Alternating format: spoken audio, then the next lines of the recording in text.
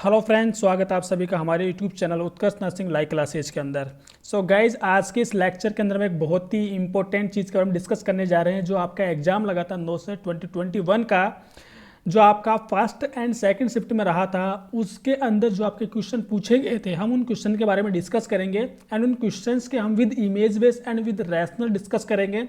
सो आपने क्या किया है एग्जाम के अंदर, आपने कैसा पेपर किया है, उसको आप यहाँ पे अपना एनालिसिस कर सकते हैं। उसकी कैसे क्या कट ऑफ रहेगी, कितना क्या इसका कट ऑफ रहने वाला है, बॉयज़ की कितनी रहेगी, गर्ल्स की कितनी रहेगी, ये सब हम डिस्कस करेंगे। सो मेल फीमेल एंड मेल का यहाँ पे क्या रहेगा, कट ऑफ का एरिया, जो सब हम यहाँ पे डिस्कस करेंगे। सो गाइस, क्लास को लाइक और शेयर अपने दोस्तों को कर दीजिएगा ताकि वो भी अपना यहाँ पे स्कोर देख सकते हैं। और इस क्लास के अंदर आपको आइडिया लग जाएगा कि आपका जो आपने किया है वो कितना क्या किया था। इंपॉर्टेंट चीज़, इस क्लास के अंदर हम लगभग 100+ क्वेश्चन डिस्कस करेंगे, इमेज बेस्ड में डिस्कस करेंगे। Most of question first and second दोनों शिफ्ट का इसमें क्वेश्चन इंक्लूड है। सो दोनों के बारे में हम डिस्कस करेंगे एंड इसका एक और पार्ट आएगा, नेक्स्ट पार्ट आएगा, जिसके अंदर हम और क्वेश्चन डिस्कस करेंगे।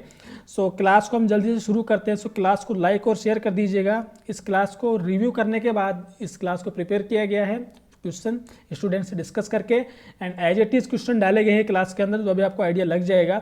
सो आइए हम डिस्कस करते हैं अपना। यहाँ पे सबसे पहले जो सेकंड शिफ्ट के अंदर जो पेपर लगा था, उसके अंदर ये ईसीजी दी गई थी। इसके अंदर ईसीजी दी गई थी, सिंपली पूछा गया था यहाँ पे कि ये ईसीजी किसका है। ठीक है गाइस, जिन्होंने पेपर दिया होगा उनको आइडिया होगा कि क्वेश्चन के अंदर आपको दे रखा था एट्रियल फ्लैटर भी दे रखा था, एट्रियल फ्लैटर भी दे रखा था, वेंट्रिकुलर फिब्रिलेशन भी दे रखा था और वेंट्रिकुलर टैकीकार्डिया भी दे रखा था। ओके, सो ये आपको यहाँ पे इस ईसीजी के अंदर आप ना तो पीवे पहचान पा रहे हो, ना क्यूआरएस कॉम्प्लेक्स पहचान पा रहे हो, कुछ भी नहीं है। तो यहाँ पे आपका ऐसी कंडीशन का वेंट्रिकुलर फिब्रिलेशन करते हैं जबकि आपके वेंट्रिकुलर टैकीकार्डिया के अंदर इस तरीके से बड़े बड़े वेव बनने को देखने को मिलते हैं, बड़े बड़े क्यूआरएस कॉम्प्लेक्स। ठीक है, ये वेंट्रिकुलर टैकीकार्डिया की होती है, जबकि ये जो आपके सामने ईसीजी है ये एक वेंट्रिकुलर फिब्रिलेशन की ईसीजी है। सो करेक्ट कर लीजिएगा जिनका सही हुआ है, अच्छी बात है। ये क्वेश्चन है फर्स्ट शिफ्ट के अंदर पूछा गया था और ये क्वेश्चन है, इसको हम कहते हैं, ये ड्रेनेज होता है जिसको हम जैक्सन प्रेट ड्रेन बोलते हैं इसको। ठीक है गाइस, सो इसको हम जैक्सन प्रेट ड्रेन बोलते हैं। ये किसी मैस्टेक्टोमी सर्जरी के अंदर ये ड्रेनेज के लिए इसको हेल्पफुल होता है ये। सो इसको हम यहाँ पे यूज़ करते हैं, इसको जैक्सन प्रेट ड्रेन बोलते हैं। अब ये क्वेश्चन फर्स्ट शिफ्ट में पूछा गया था, इमेज बेस्ड क्वेश्चन, कि ये क्या है। ठीक है, इससे पूछा था उसने। तो ये इसको हम कोटरी बोलते हैं। दो टाइप की होती है, बायोपोलर कोटरी होती है, एक मोनोपोलर होती है। सो यहाँ पे मोनोपोलर में सिंगल होता है, लेकिन यहाँ पे आपको दो दिख रहे हैं इस तरीके से। सो ये आपकी जो कोटरी होती है ये बायोपोलर कोटरी थी। ऑप्शन में दोनों थे, सो राइट आंसर बायोपोलर कोटरी को जाएगा। ठीक है गाइस, प्लीज़ क्लास को लाइक और शेयर अपने दोस्तों को भेजिएगा ताकि उनको भी समझ में आए उन्होंने क्या किया है। ये क्लास रिव्यू करने के बाद बनाई गई है। ठीक है, बहुत से चैनल्स के अंदर ये दिखाया गया है कि पूछा कुछ और था, बताया कुछ और जा रहा है, लेकिन रिव्यू करने के बाद इस क्लास को बनाया गया है, आपको आइडिया लग जाएगा। ये क्वेश्चन पूछा गया था आपको फर्स्ट शिफ्ट के अंदर कि ये सिंबल किसका है। सो ये सिंबल है, सिंबल लिखा हो बायो हजार्ड का। बहुत से स्टूडेंट ने इसको रेडियो हजार्ड कर दिया है, जो कि उसका रॉन्ग आंसर है। ठीक है, अब जो ये क्वेश्चन पूछा गया था आपका सेकंड शिफ्ट के अंदर कि ये सिंबल है जो किसका है, तो इसको हम रेडियो हजार्ड बोलते हैं।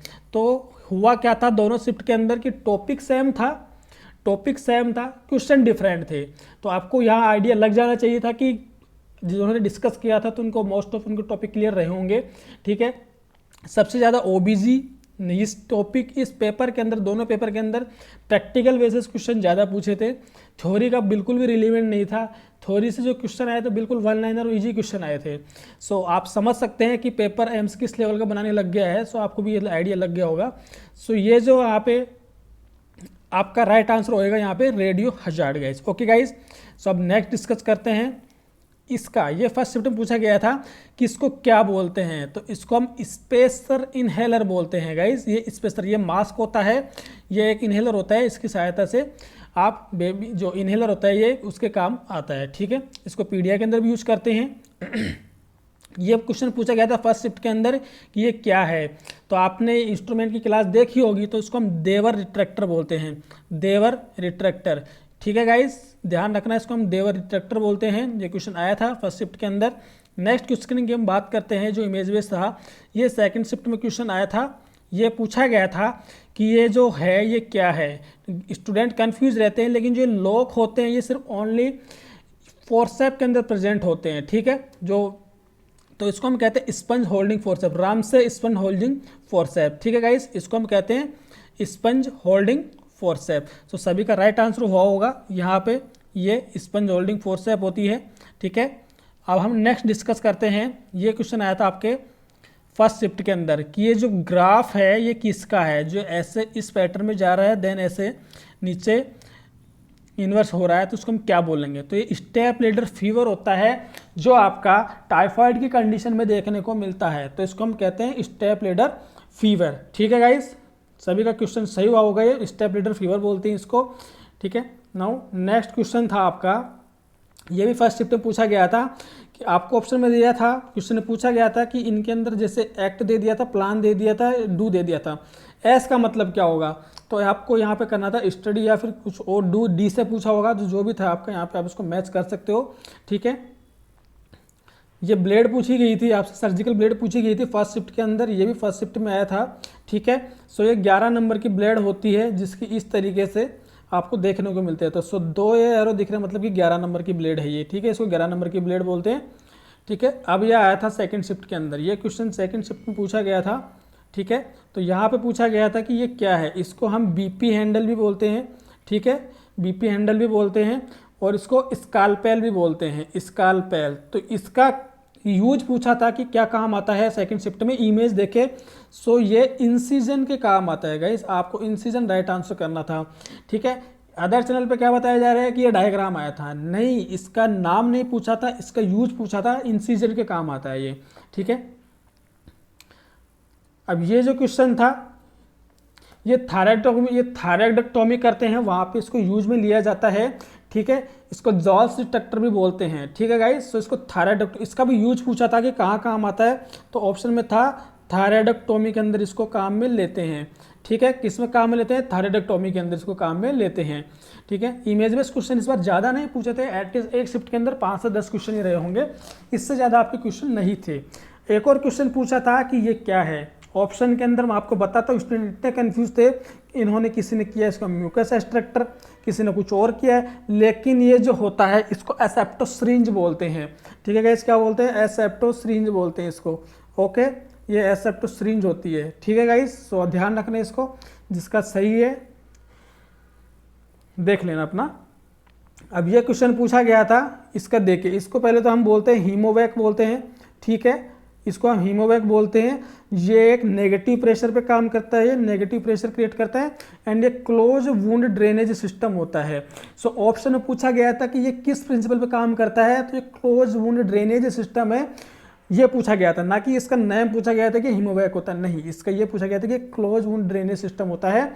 स्टूडेंट ने ऑप्शन में जैक्सन प्रेट ड्रेन भी था, उन्होंने उसको टिक किया है, जो कि जैक्सन प्रेट ड्रेन एक गलत आंसर है, इसको क्लोज वुंड ड्रेनेज सिस्टम ये हीमोवैक होता है, ठीक है।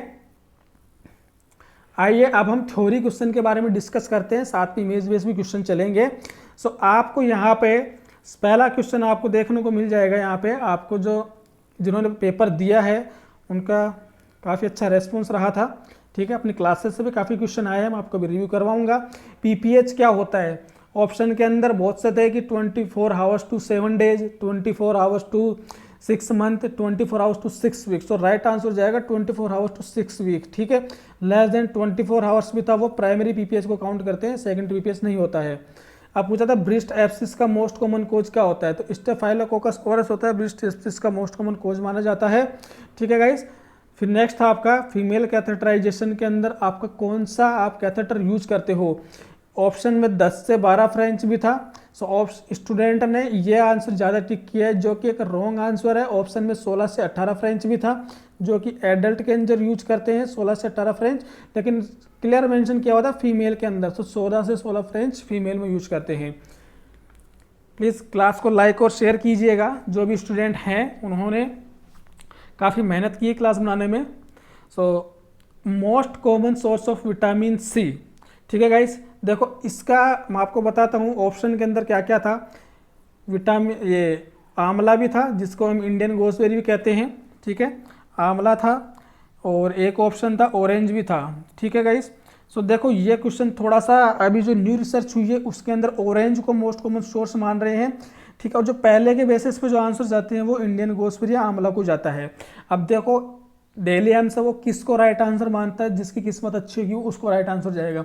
तो यहाँ पे दोनों की प्रोबेबिलिटी 50-50% है, आंवला भी हो सकता है और ऑरेंज भी हो सकता है, ठीक है। सो इस क्वेश्चन को आप सस्पेंस में ही रखना, जिन्होंने आंवला किया है उनका भी सही हो सकता है, जिन्होंने ऑरेंज किया उनका भी सही हो सकता है, ठीक है। सो नेक्स्ट क्वेश्चन डिस्कस करते हैं। क्वेश्चन था कि कोई पेशेंट है, साइकेट्री का पेशेंट है, ठीक है, जो कि उसके अंदर इंसोम्निया की कंडीशन देखने को मिलती है, इंसोम्निया रहता है, तो उसके अंदर क्या किया जाए ऐसी एक्टिविटी की जिससे पेशेंट को रात को नींद आ जाए, क्योंकि रात को जागता है वो। तो आप पेशेंट को अगर सोने से पहले, बेड से जाने से पहले, ऑप्शन कुछ ऐसा था कि पेशेंट को बेड से जाने से पहले 2 घंटे पहले आप वॉक करवाइए, वॉकिंग, ठीक है। यही चीज़ आप डिलेरियम डिमेंशिया में करते हो कि सनडाउनिंग सिंड्रोम से प्रिवेंट करने के लिए आप पेशेंट को वॉक करवाते हो ताकि पेशेंट को नींद आ जाए नाइट में। तो वहीं से ही क्वेश्चन उठाया गया है साइकेट्रिक से कि पेशेंट को आप 2 घंटे पहले वॉक कराओ ताकि पेशेंट थक जाए और जिसके बाद उसको नींद आ जाए। तो इसका ये ऑप्शन राइट था, बाकी ऑप्शन रिलीवेंट नहीं थे, ठीक है। क्वेश्चन पूछा गया था जनरल एप्टीट्यूड में कि गार्डन सिटी किसको बोलते हैं, गार्डन सिटी किसको बोलते हैं, बेंगलुरु को गार्डन सिटी बोलते हैं, नॉट त्रिवेंद्रपुरम को, ठीक है। राइट कर लेना, बेंगलुरु को गार्डन सिटी बोलते हैं। नाउ क्वेश्चन था कि जो सबसे ऊंची डैम है वो कौन सी है, ठीक है। भाखड़ा भी था, लेकिन यहाँ पे टिहरी डैम है जो कि आपके उत्तराखंड स्टेट के अंदर होती है, उसको हम कहते हैं सबसे हाईएस्ट डैम है इंडिया के अंदर, ओके। अब था नेक्स्ट क्वेश्चन आपका कि एक पेशेंट था आफ्टर थायरॉइडेक्टोमी, किसी पेशेंट के अंदर थायरॉइडेक्टोमी हुई थी, कंप्लीट थायरॉइडेक्टोमी की गई थी उस पेशेंट के अंदर, और सिम्टम साइन देखने को मिल रहा है, होर्सनेस साउंड देखने को मिल रही है। तो ऐसी क्या कंडीशन हो गई कि इस पेशेंट के अंदर होर्सनेस देखने को मिल रही है। तो ऑप्शन के अंदर एंट्रियल नेरिंजियल नर्व था, पोस्टीरियर नेरिंजियल नर्व इन्वॉल्व होने से था, रिकरेंट नेरिंजियल नर्व। तो जो रिकरेंट नेरिंजियल नर्व होती है इसके इन्वॉल्व होने की वजह से ये कंडीशन देखने को मिलती है।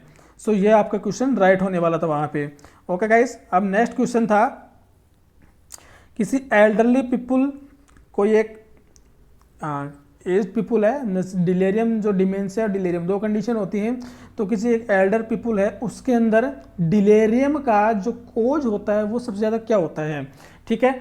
आपको मैंने जब क्लास ली थी साइकेट्रिक के अंदर, जो मैंने आपको लिथियम पढ़ाया था, तो उसके बारे में मैंने आपको समझाया था कि हाइपोक्सिया जो कंडीशन होती है डिलेरियम की वो किस वजह से होती है कि जिन पेशेंट के अंदर हाइपोक्सिया होता है और न्यूट्रिशन की कमी होती है, हाइपोक्सिया एंड न्यूट्रिशन, ठीक है, उन पेशेंट के अंदर डिलेरियम की और डिमेंशिया की कंडीशन देखने को मिलती है। क्योंकि अगर ब्रेन को ऑक्सीजन की सप्लाई नहीं होगी, न्यूट्रिशन सप्लाई नहीं होगी, तो ऑब्वियसली ब्रेन के फंक्शन अल्टर्ड होंगे। सो यही कंडीशन देखने को मिलती है। तो ऑप्शन में सीधा सा दे रखा था हाइपोक्सिया, राइट आंसर जाएगा उसको, ठीक है। Now next question is redness, swelling and tenderness, warmness. एक पेशेंट था जिसको राइट काफ मसल्स के अंदर रेडनेस थी, स्वेलिंग था या नहीं था, लेकिन टेंडरनेस और वार्मनेस ये तीनों चीज़ थी, ठीक है। सो उस पेशेंट को किसकी वजह से कॉम्प्लिकेशन हो सकता है। अब ऑप्शन के अंदर डायबिटीज मेलाइटिस भी था और एक पेल्विक सर्जरी भी था, ठीक है। सो यहाँ पे आपका जो प्रोबेबिलिटी जो आंसर जाता है, एक डायबिटीज मेलाइटिस कंडीशन के अंदर होता क्या है कि जो ब्लड होता है वो हाइपर ऑस्मोलारिटी बढ़ जाती है, उसकी हाइपर ऑस्मोलार हो जाता है, जिसकी वजह से वो आपकी एंडोथीलियम को रप्चर करवाने लगता है और वहाँ पे बार बार रप्चर होने से उसकी वजह से क्या होता है, थ्रोम्बस एंड एम्बोलस फॉर्मेशन हो जाता है, जो कि आपके काफ मसल्स में जाके वहाँ पे अटैच हो जाता है और वहाँ पे डीवीटी, डीप वेन थ्रोम्बोसिस देखने को मिल सकता है। सो प्रोबेबिलिटी ऑफ आंसर जाता है डायबिटीज मेलाइटिस को। क्वेश्चन जाता है नेक्स्ट, एस्पिरिन का साइड इफेक्ट क्या है। ये भी मैंने आपको क्लास में समझाया था कि एस्पिरिन का साइड इफेक्ट क्या है, जब मैंने इसकी क्लास पढ़ाई थी, मॉर्फिन और एस्पिरिन दोनों की बताई थी। तो एस्पिरिन का साइड इफेक्ट होता है टिनिटस, ठीक है। ये भी क्वेश्चन आया अपनी क्लासेस से, टिनिटस होता है, सीधा ऑप्शन में दे रखा था।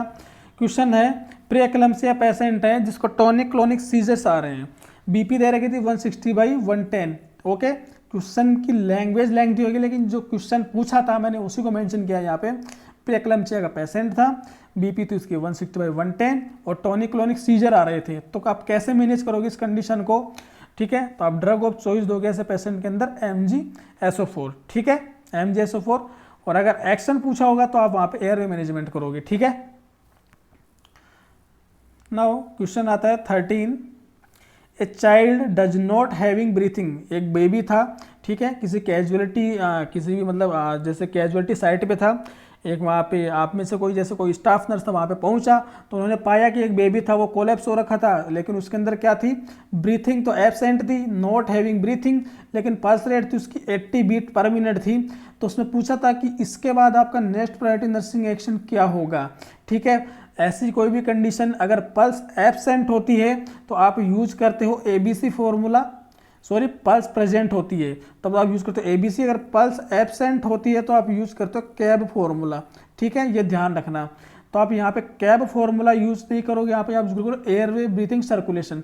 तो ऑप्शन के अंदर एयरवे तो था नहीं, तो वो तो होगा नहीं, फिर क्या था आपने तो राइट आंसर क्या होगा इसका, आप ब्रीथिंग दोगे फिर आप सर्कुलेशन करोगे। तो देखिए यहाँ पे देखते हैं अपन, तो आप क्या करोगे 12 से 20 उसको ब्रीथ दो फॉर 2 मिनट और स्टार्ट कर दो CPR। ठीक है, यही उसका राइट आंसर होने वाला था। ठीक है, ओके, अब हम नेक्स्ट मूव करते हैं। तो यहाँ तक आप सभी को समझ आया होगा, अपने आंसर आप चेक कर सकते हो।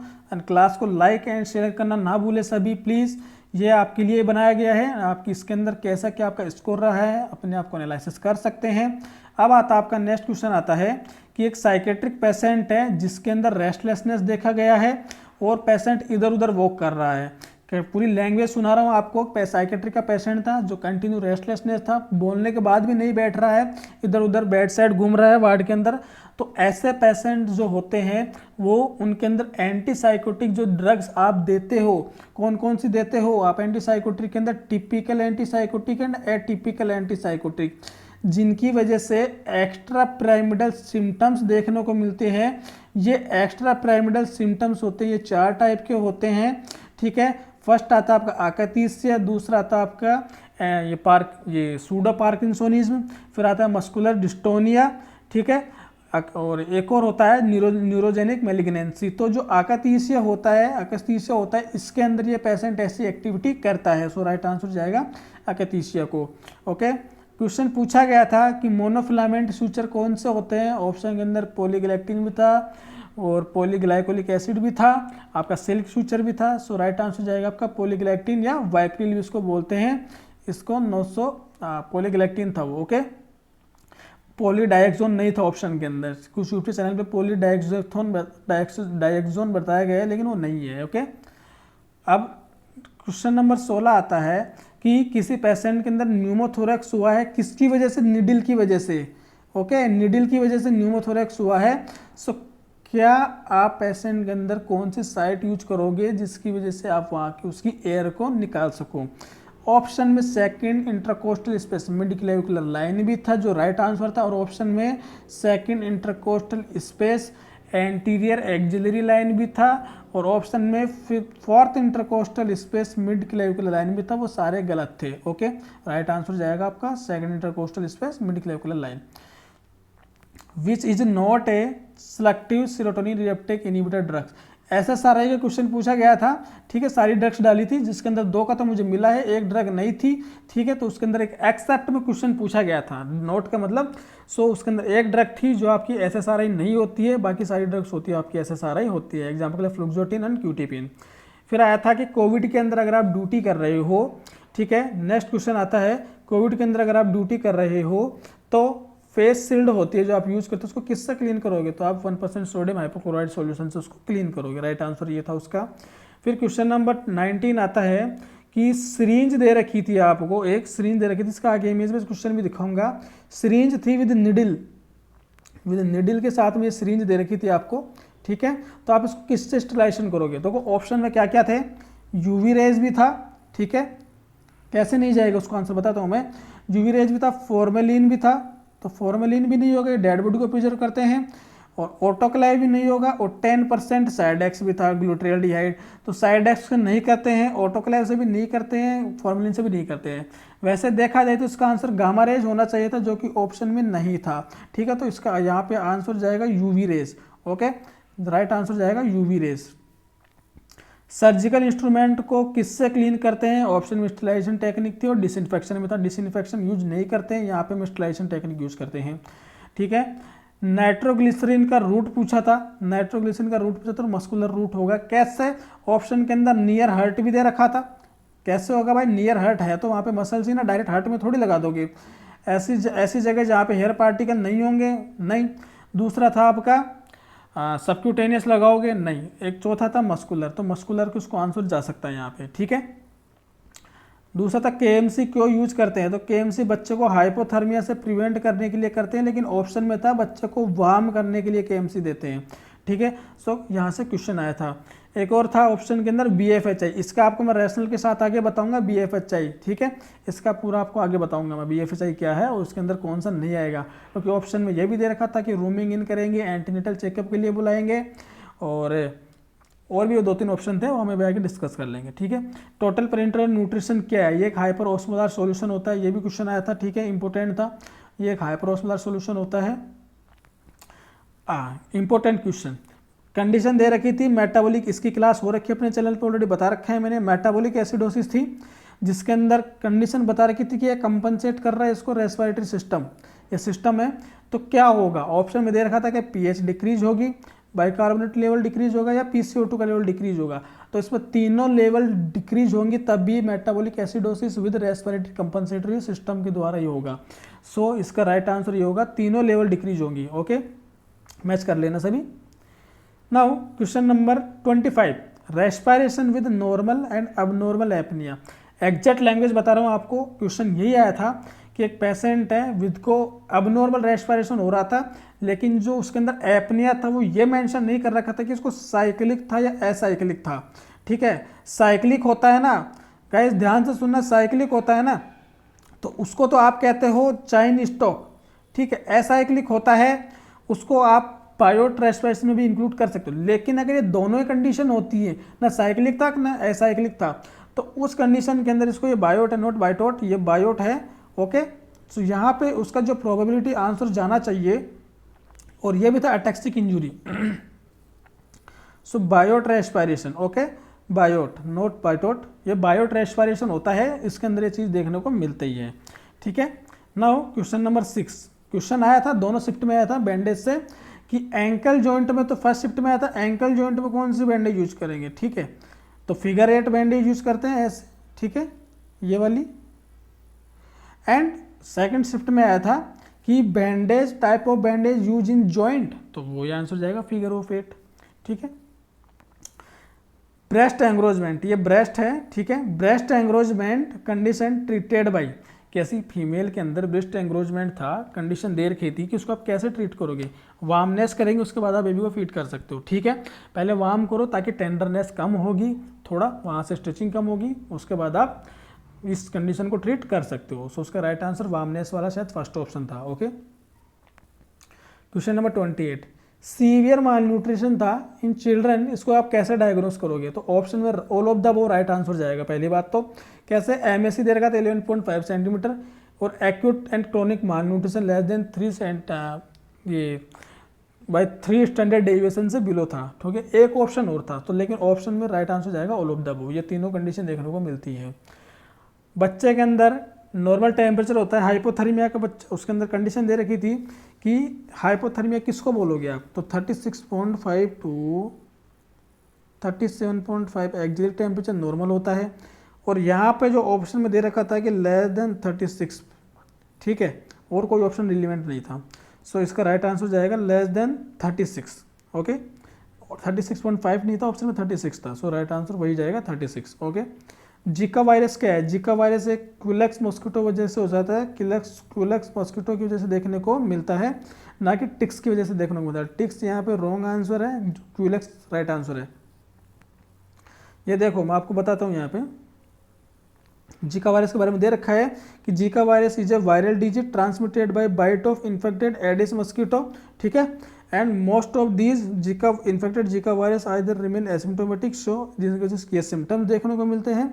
एंड ये जो वायरस है ये आपका एक वायरल डिजीज है, जिका वायरस जो आप डिजीज देखी गई थी, ठीक है। तो क्विलेक्स मॉस्किटो की वजह से देखने को मिलता है। एस्पिरिन का मैंने आपको बता दिया था, जो साइड इफेक्ट होता है वो टिनेटस होता है। एक और क्वेश्चन आया था कि ट्रेनेक्सेमिक एसिड, ठीक है, ये कैसी कंडीशन में देते हैं, किसी पेशेंट को ब्लीडिंग हो रही है तो उसका ताकि क्लोटिंग हो जाए, क्योंकि जो प्लेटलेट का एग्रीगेशन ज़्यादा करवाती है, ये प्लेटलेट के एग्रीगेशन को इंक्रीज कर देती है, जिससे पेशेंट के अंदर क्लोटिंग हो जाती है। तो जो इस इंजेक्शन को आप देते हो वो कौन सा रूट से देते हो, तो ऑलवेज इसको IV रूट से दिया जाता है, इसके अलावा कोई रूट नहीं होता है, IM से कभी नहीं देते हैं। और इसकी फिर टैबलेट भी आती है, अगर आप इंजेक्शन देते हो तो फिर इसकी टैबलेट आती है, ओके। लेकिन IV रूट में इंजेक्शन, ओनली इंजेक्शन पूछा था और आपसे कुछ नहीं पूछा था, तो सिंपली राइट आंसर हो जाएगा IV को।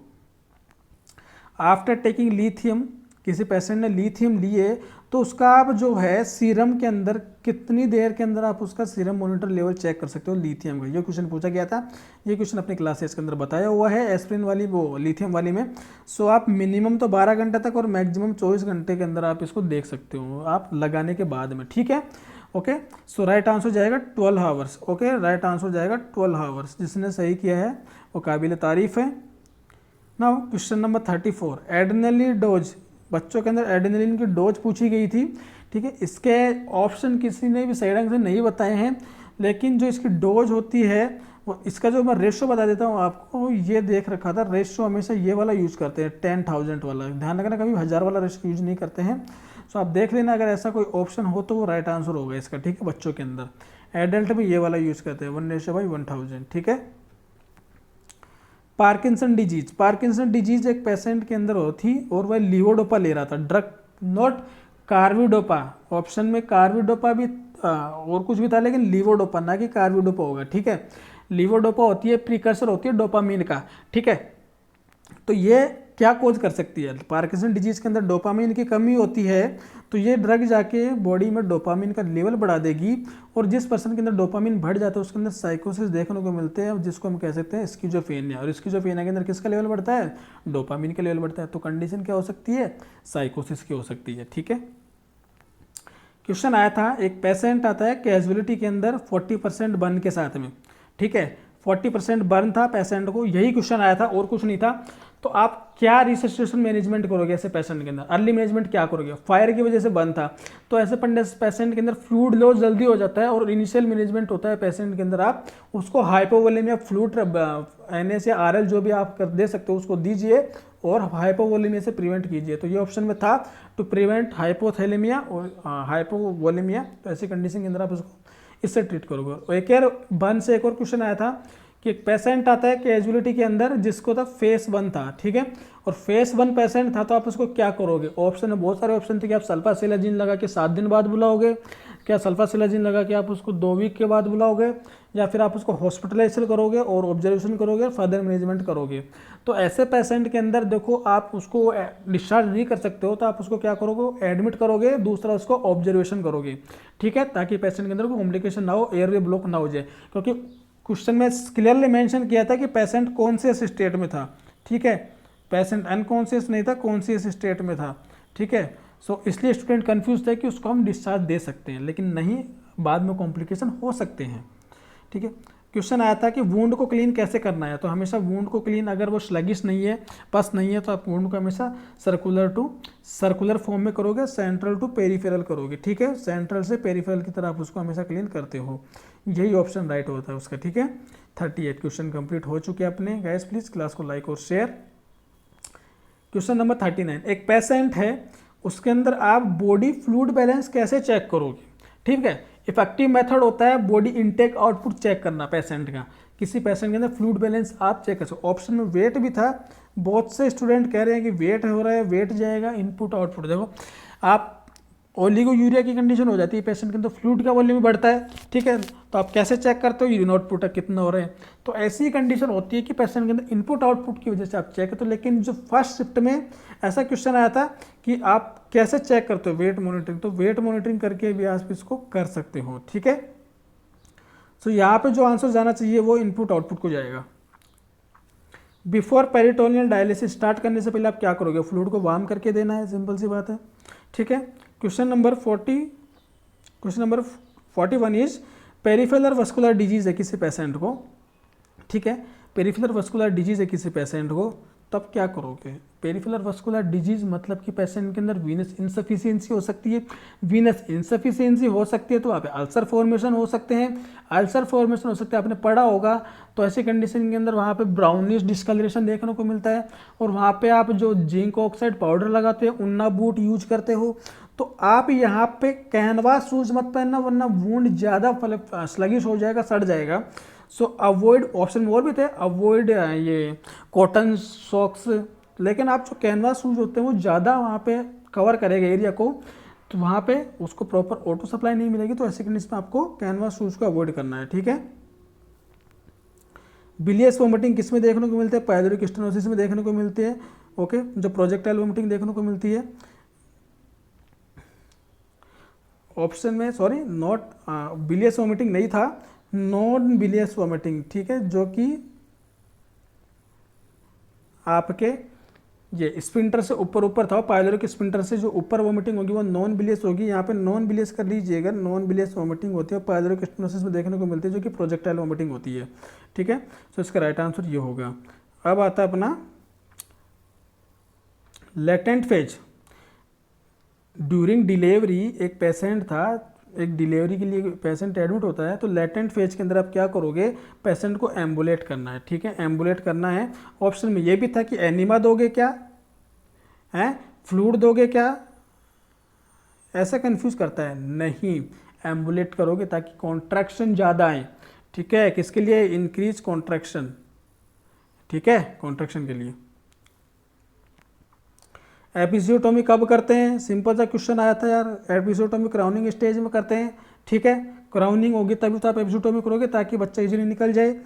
True statement regarding normal labour, एक ये भी क्वेश्चन आया था कि आप पेरिनियम को सपोर्ट करना, ऑप्शन में भी था फंडल मसाज करोगे, फंडल प्रेशर बढ़ाओगे, या फिर हर फीमेल के अंदर क्या एपिसियोटोमी की जाती है, लेकिन आप पेरिनियम सपोर्ट करोगे ताकि पेरिनियल टीयर से बचाया जा सके, to prevent perineal tear, to prevent perineal tear, ठीक है, ये ऑप्शन इसका राइट है।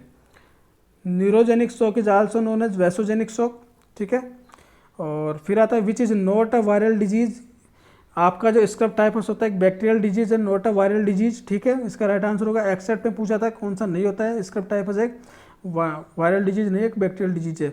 ऐसे कौन सी वैक्सीन है जिसको आप फ्रिज में रख सकते हो? तो मीजल्स, मम्स, रुबेला। तो जो मीजल्स होती है, और कोई ऑप्शन नहीं था वहाँ पे, मीजल्स अकेला नहीं था, तो मीजल्स होती है उसको आप फ्रिज में रख सकते हो, बाकी डिप्थीरिया वगैरह को फ्रिज डी फ्रिज में नहीं रख सकते हो, ठीक है। क्वेश्चन यही था कि रेफ्रिजरेटर के आप कौन से कंपार्टमेंट में रखो, तो फ्रिज के अंदर, मीजल्स के अंदर रखते हैं।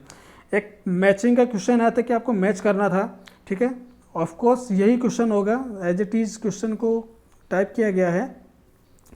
तो बीसीजी को इंट्राडर्मल से लगाते हैं, पोलियो को आप ओरल रूट से लगाते हैं, जापानी एन्सेफेलाइटिस को आईएम, एंड मीजल्स को सबक्यूटेनियस, ठीक है। जिसका ये आंसर था वो काबिल तारीफ है, ये राइट आंसर है, ओके। पढ़ा रखा है, इसकी क्लास भी अपने चैनल पे, इसका भी फॉर्मूला मैंने बता रखा है कि फारेनहाइट को सेल्सियस में, सेल्सियस को फारेनहाइट में कैसे कन्वर्ट करते हैं, ठीक है। सो टेम्परेचर दे रखा था 101.2 डिग्री फारेनहाइट को, तो कन्वर्ट करने पे आता है आपका 38.4 डिग्री फारेनहाइट, 4 डिग्री सेल्सियस, ठीक है, सेल्सियस के अंदर पूछा था आपको, ठीक है, तो फॉर्मूला लगा के आपको निकालना था। फिर आता है आपको most common site for ectopic pregnancy. Ectopic pregnancy के अंदर मोस्ट कॉमन साइट देखने को मिलती है, फेलोपियन ट्यूब होती है जिसका आपका एम्पुला पार्ट होता है, जो कि आपका सबसे लार्जेस्ट पार्ट होता है, लॉन्गेस्ट पार्ट होता है, जिसको आप कहते हो एम्पुला पार्ट। यहीं पे आपकी एक्टोपिक प्रेगनेंसी देखने को मिलती है, यहीं आपका ओवुलेशन होता है, ठीक है। अब आता है पार्ट फेलोपियन ट्यूब से, दो क्वेश्चन आए थे कि ऐसा कौन सा पार्ट है जो फेलोपियन ट्यूब का नहीं है। सो आपका इंटेस्टिशियम भी होता है, आपका इस्थमस भी होता है, आपका एम्पुला भी होता है, आपका इन्फंडिबुलम भी होता है, ठीक है, ये चारों पार्ट होते हैं। हीलियम नहीं होता है, हाइलम नहीं होती है, बाकी सब होता है। ऑप्शन में हाइलम राइट आंसर नहीं जाएगा। विच is not associate with uterine कोर्नुआ, ठीक है, ये यूट्राइन कोर्नुआ से आया था। यूट्राइन कोर्नुआ क्या होते हैं? जैसे कि अभी हम आपको एक डायग्राम दिखाता हूँ, ठीक है, क्वेश्चन देख लेना आप, देखो क्वेश्चन देख लो पहले कि इनमें से कौन सा इससे एसोसिएट नहीं होता है, तो अब आप डायग्राम की सहायता से समझना इसमें कोर्नुआ क्या होता है, जिसको हॉर्न भी बोलते हैं। तो यूट्राइन हॉर्न जो होता है ये आपका फंडस पार्ट हो गया, ठीक है। ये जो स्ट्रक्चर है, ये दोनों साइड में प्रेजेंट होती है, उसको आप यूट्राइन हॉर्न या यूट्राइन कोर्नुआ बोलते हो, ठीक है। यहाँ पे देखो, अब यहाँ पे आपका क्या क्या अटैच है, देखो यहाँ पे ये आपकी फेलोपियन ट्यूब हो गई, ठीक है, ये अटैच है यहाँ पे, ये आपका यहाँ पे ओवरियन लिगामेंट हो गया, ये आपका, ये भी इससे अटैच है, ठीक है। फिर दूसरा इधर आइए, आपको ये देखो राउंड लिगामेंट जो पीछे जा रहा है, ये भी आपका अटैच है, ठीक है। ऑप्शन में प्यूबो सर्वाइकल लिगामेंट था, प्यूबो सर्वाइकल लिगामेंट, जो कि अटैच नहीं होता है, रॉन्ग आंसर था, ठीक है। तो आपका राइट आंसर क्या होगा? एक्सेप्ट में पूछा था, नॉट एसोसिएट, तो प्यूबो सर्वाइकल लिगामेंट इसका राइट आंसर होगा, देख सकते हो आप, इमेज समझाया है मैंने। पेलिक फ्लोर की मसल्स कौन कौन सी होती हैं? प्यूबोकॉक्सिजियल, प्यूबोइलियक, ये सारी जितनी भी होती है पेलिक फ्लोर की मसल्स होती हैं। All of the above right answer था। डिम्पा का ब्रांड नेम पूछा था कि डिम्पा मार्केट में और किस नाम से मिल सकती है? सो जो अंतरा होती है, डायग्राम देख लो, एक छाया भी था, छाया भी था, ठीक है। जो छाया तो गलत आंसर था, इसका आएगा अंतरा। देख सकते हो डिम्पा को होता है, डिम्पा का जो फुल फॉर्म होता है डिपेड मिथाइल प्रोजेस्ट्रोन एसीटेट, ठीक है। तो डिम्पा का फुल फॉर्म होता है जिसके अंदर 150 mg पर ml होता है, जिसको एवरी 3 मंथ पे लगाते हैं इंजेक्शन इसका, ठीक है। IM रूट से लगता है, ओके। सो ध्यान रखना, देखो यहाँ पे लिखा हुआ डीप IM यूज ओनली। तो इसका क्वेश्चन एक और आया था डिम्पा से ही कि डिम्पा कॉन्ट्रासेप्टिव होती है जिसको कब लगाते हैं? इसको एवरी 3 मंथ पे लगाते हैं। ये देखिए 90 डेज पे 150 mg माइक्रोग्राम लगाते हैं। ये वाला क्वेश्चन पूछा था इसने। जनरली मोस्ट कॉमन ये यूज होता है। और इधर भी दे रखा है डिम्पा इंजेक्टेड एवरी 3 मंथ। ये देख लीजिए, आपका रेशनल के साथ में आपको मैंने बता दिया है, ठीक है। ऑल इमरजेंसी कॉन्ट्रासेप्टिव एक्सेप्ट पूछा था, जो मिथोट्रेक्सेट होता है, एक ऑप्शन में बोला था मिथोट्रेक्सेट होता है, वो इमरजेंसी कॉन्ट्रासेप्टिव नहीं है, ठीक है। सो इसको आप राइट आंसर करोगे, मिथोट्रेक्सेट ये इमरजेंसी कॉन्ट्रासेप्टिव नहीं है। सो राइट आंसर आपका यही होगा। फिर आता है कॉपर टी। कॉपर टी होती है 380 का ड्यूरेशन पूछा था, ये ड्यूरेशन है। कॉपर टी 380 का ड्यूरेशन पूछा था, वो 10 साल का होता है, राइट आंसर हो जाएगा। मोस्ट कॉमन कैंसर पूछा था फीमेल के अंदर जेनाइटल एरिया का, सो सर्वाइकल कैंसर राइट ऑप्शन होगा। If A baby treated with history of, एक बेबी आया था, देखो सिंबल से सुन लेना, एक बेबी आता है, एक बेबी को 2 दिन पहले ही वो ट्रीटमेंट लेके जाता है कॉमन कोल्ड का, लेकिन आफ्टर 2 डेज, लेकिन वो आफ्टर 2 डेज फिर से आता है हॉस्पिटल के अंदर कंप्लेंट के साथ फीवर और ईयर ड्रेनेज। तो ऐसी कंडीशन में उसको एक्यूट ओटाइटिस मीडिया हो सकता है, उसका राइट आंसर। एक पेशेंट के अंदर कार्पोडल स्पाज्म था, तो कार्पोडल स्पाज्म होता है, ये हाइपोकैल्सीमिया में देखने को मिलता है, हाइपोकैल्सीमिया में कार्पोडल स्पाज्म देखने को मिलता है। सो हाइपोकैल्सीमिया का ट्रीटमेंट होता है कैल्शियम ग्लूकोनेट, ठीक है। कैल्शियम ग्लूकोनेट लगाते हैं आप एवरी 20 मिनट के लिए अंदर देते हो। ऑप्शन में बोलस भी था, बोलस राइट आंसर नहीं जाएगा, ठीक है। 10 ml लेते हैं इसका इंजेक्शन, 10 ml 10% इन 10 मिनट के अंदर, लेकिन 10 मिनट नहीं था, 20 मिनट था, तो 20 मिनट राइट आंसर हो जाएगा यहाँ पे। क्वेश्चन था 63 स्टरलाइजेशन टेक्निक। ये क्वेश्चन मैं आपको बता रहा था, जो अभी मैंने ऊपर आपको बताया है। तो देखिए ये एज ए टी यही डायग्राम आया था कि इसको आप किससे स्टरलाइजेशन करोगे। ऑटोक्लेव गलत है, यूवी रेज है, 10% ग्लूटाल्डिहाइड ये भी नहीं होगा, फॉर्मलिन भी नहीं होगा। सो ऑप्शन यही थे, तो इनके अकॉर्डिंग यूवी रेज आंसर जाएगा, ठीक है। सेकंड स्टेज, बेड सोर्स से 2 क्वेश्चन आए थे। सेकंड स्टेज अल्सर के अंदर आप क्या देखने को मिलता है? सो यहाँ पे स्किन तो इंटैक्ट नहीं रहती है, ऑप्शन में यह था कि स्किन इंटैक्ट रहती है, नहीं।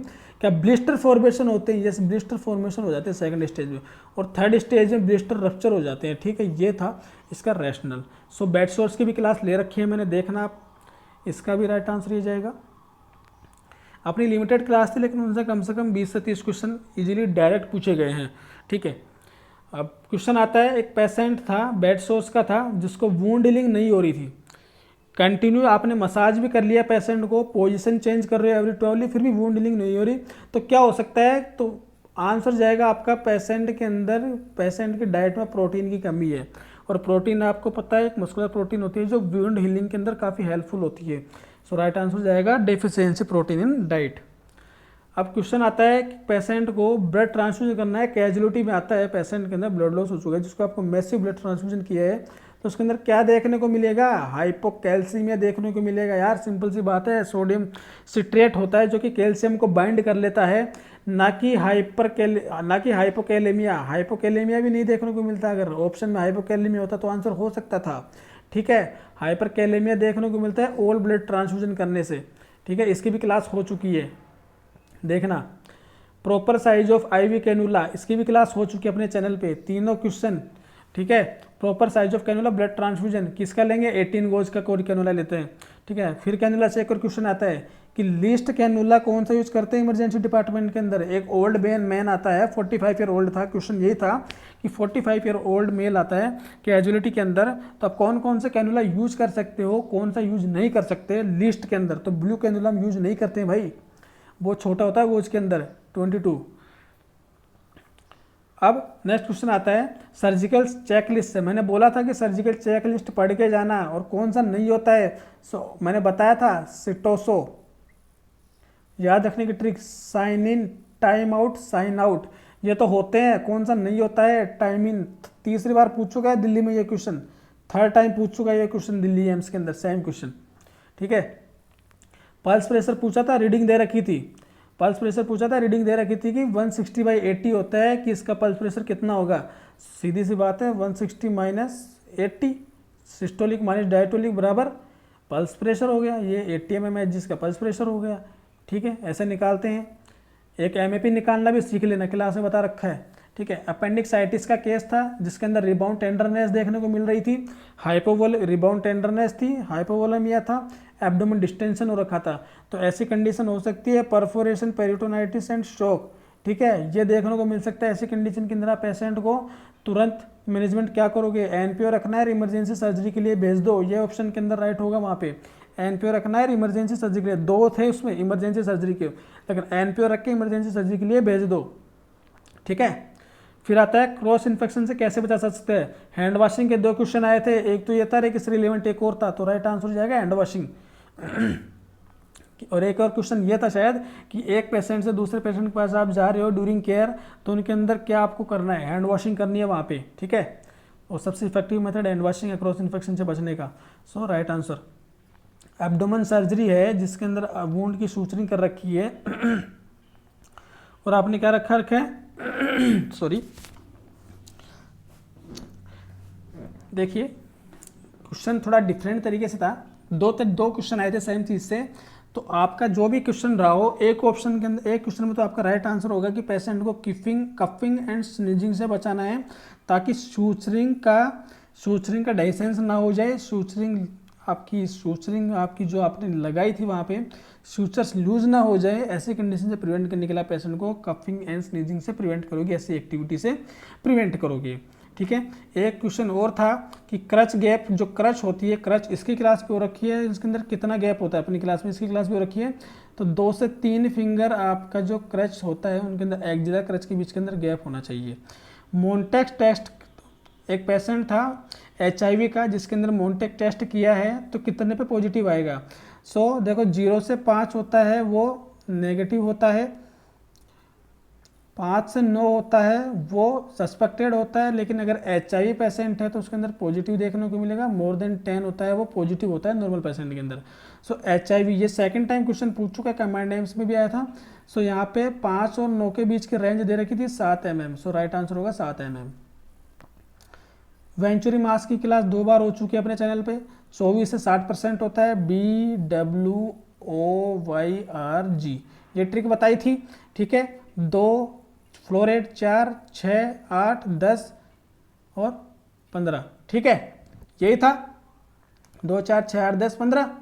तो यहाँ पे इसकी होती है 24, इसकी होती है 28, इसकी होती है 31, इसकी होती है 35, इसकी होती है 40, इसकी होती है 60।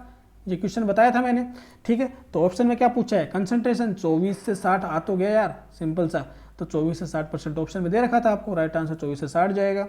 इंजेक्शन ऑक्सीटोसिन के अंदर कितना ml यूनिट होता है, 1 ml के अंदर कितना यूनिट होता है। सो 1 ml के अंदर 10 यूनिट देखने को मिलता है ऑक्सीटोसिन के अंदर, राइट आंसर ये होगा। टोकोलाइटिक ड्रग किसको बोलते हैं, MGS4 आपकी टोकोलाइटिक ड्रग है। क्वेश्चन आया था कि हाइपोक्रोमिक एंड माइक्रोसाइटिक एनीमिया किसकी वजह से देखने को मिलता है, आयरन डेफिशिएंसी एनीमिया।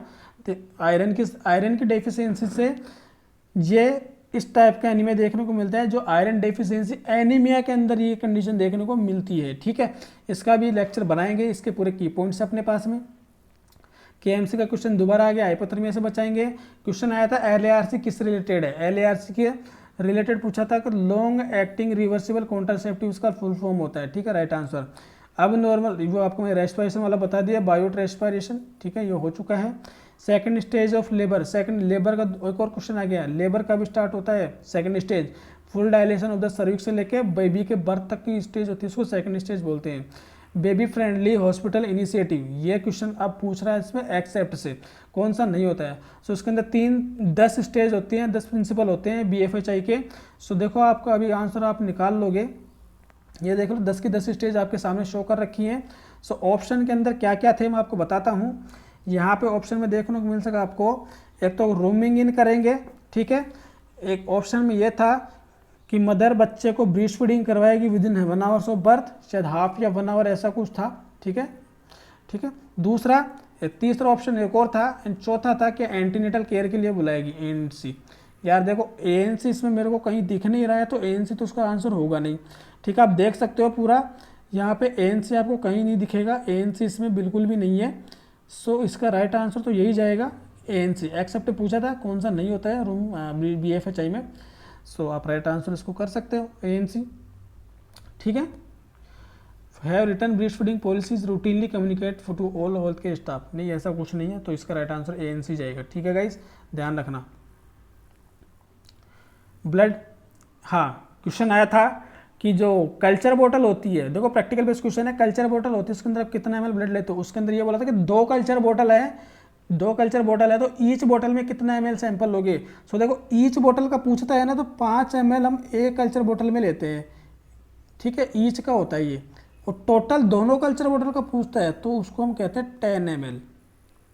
तो अगर आपसे ईच पूछा है तो 5 ml राइट होगा, टोटल पूछा है तो 10 ml राइट होगा। अब आप देख लेना कैसे पूछा था, ठीक है, ये आपका राइट आंसर होगा, ठीक है। पूरा मेंशन कर रखा है। पेशेंट के अंदर एब्डोमेन सर्जरी हुई थी और वो एक एब्डोमेन बाइंडर यूज कर रहा है, ठीक है। तो ये एब्डोमेन बाइंडर होता है, वो किसका काम करेगा, यहाँ पे सूचर को सपोर्ट करेगा और पेन को मिनिमाइज करेगा, इसको एब्डोमेन बाइंडर बोलते हैं, जो आप देख रहे हो, ठीक है, इसी को आप एब्डोमेन बाइंडर बोलते हो। ये क्लियर है आप सभी को। नाउ नेक्स्ट क्वेश्चन आता है, फॉरेन बॉडी, अपने 100 से ऊपर क्वेश्चन हो चुके हैं इमेज बेस को मिला के, ठीक है गाइस। तो क्लास को लाइक और शेयर जरूर कीजिएगा, काफ़ी इंपॉर्टेंट क्लास है, ठीक है, मेहनत कीजिए क्लास में। फॉरेन बॉडी एस्पायरेशन बच्चे के अंदर हो जाता है, बच्चा फॉरेन बॉडी एस्पायरेट कर लेता है। आपने देखो क्वेश्चन क्या है, लैंग्वेज आई थी कि एक बेबी है जिसको फॉरेन बॉडी एस्पायरेशन हुआ है, आप सीपीआर भी कर लिया, आपने ब्रीथिंग भी कर ली, फिर भी नहीं निकला, नेक्स्ट स्टेप क्या हो गया आपकी, क्वेश्चन ये था नेक्स्ट स्टेप, तो आपको हेमलिच मैन्यूअर या फिर एब्डोमेन थ्रस्ट करना था। ये ऐसे करते हैं, ये टेक्निक होती है हेमलिच मैन्यूअर की, ठीक है, ये इस तरीके से किया जाता है। बच्चे में पूछा था ये क्वेश्चन, अब पूछा था ये मैंने आपको बता दिया, इंडियन गोसबेरी का। आयरन अब्जॉर्प्शन किसके प्रेजेंस में नहीं होता है, कोई भी डेयरी प्रोडक्ट हो, कुछ भी क्वेश्चन पूछा हो तो कोई भी डेयरी प्रोडक्ट होता है उनके प्रेजेंस में आयरन का अब्जॉर्प्शन नहीं होता है।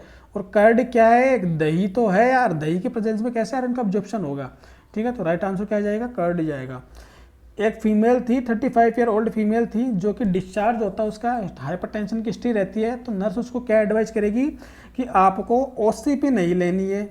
ओसीपी क्या होती है, ये एस्ट्रोजन के लेवल को बढ़ाती है, और एस्ट्रोजन का लेवल क्या होता है, ये बॉडी के अंदर लिपिड के लेवल को बढ़ाता है। लिपिड के लेवल बढ़ेगा तो जाके आपकी वेन के अंदर डिपॉजिट हो जाएगा और पेशेंट के अंदर हाइपरटेंशन कोज करवाएगा, इसलिए ओसीपी नहीं लेनी है गाइस, ठीक है।